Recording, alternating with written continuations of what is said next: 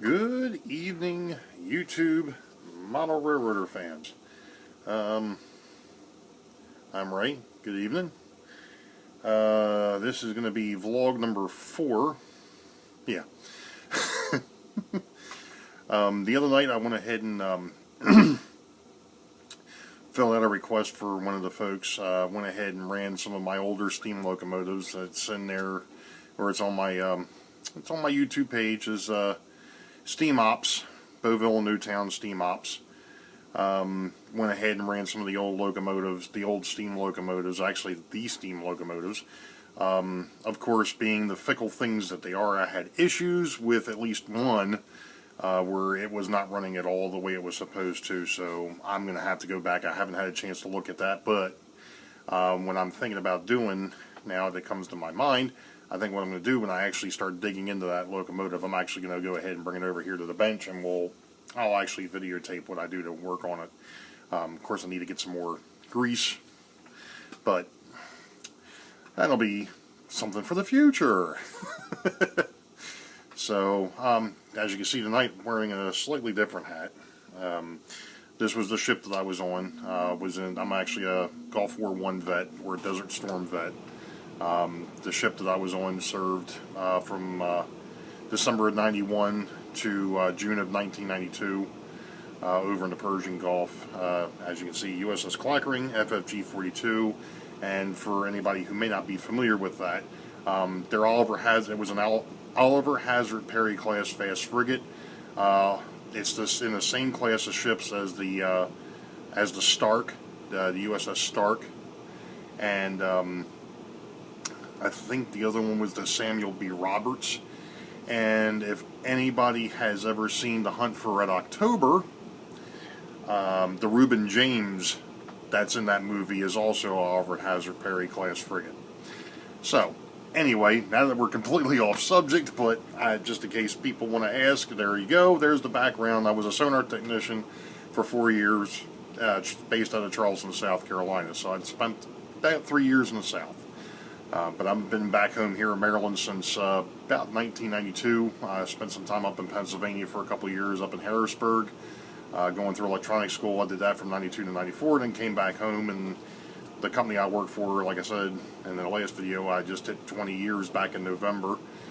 I've been with the same company for 20 years. This day and age, that's somewhat unheard of. But anyway, now that we're completely off subject, vlog number 4. I had some thoughts and some of the things that I wanted to do. I'm not going to be able to. I'm not going to get into that tonight. I've got some paperwork, like I was saying when we finished up vlog number 3. I've actually got some paperwork that I came across that had the iterations of this railroad drawn up on paper. And the problem is I haven't really had a chance to go through it. Some of it needs to be pieced back together because the sheets of paper were, I had to take normal 4x8, or not 4x8, 8.5 by 11 graph paper and tape it together to be able to fill out the rooms that I was playing around with. So, needless to say, after 20 some odd years, the tape has gone ahead and failed, and the paperwork is no longer together anymore. So, gee, imagine that. They just don't make things like they used to. You know, tape lasting, yeah, anyway. Sorry, here we go again with Comedy Hour. But what I am going to do this evening, in a few minutes here, we're going to go ahead and we're going to slide up underneath of Boeville. I keep seeing things in the background here, and I don't know what it is. Sorry. At any rate, we're going to go ahead and slide up underneath a Boeville here in a little bit, up underneath the layout, and I want to show some of the wiring.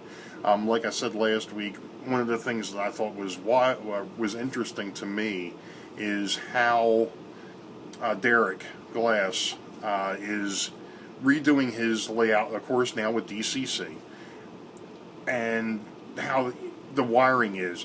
And I wanted to do something similar. Now, granted, the wiring on this layout is basically done. In fact, it is done. There is nothing left to wire, per se.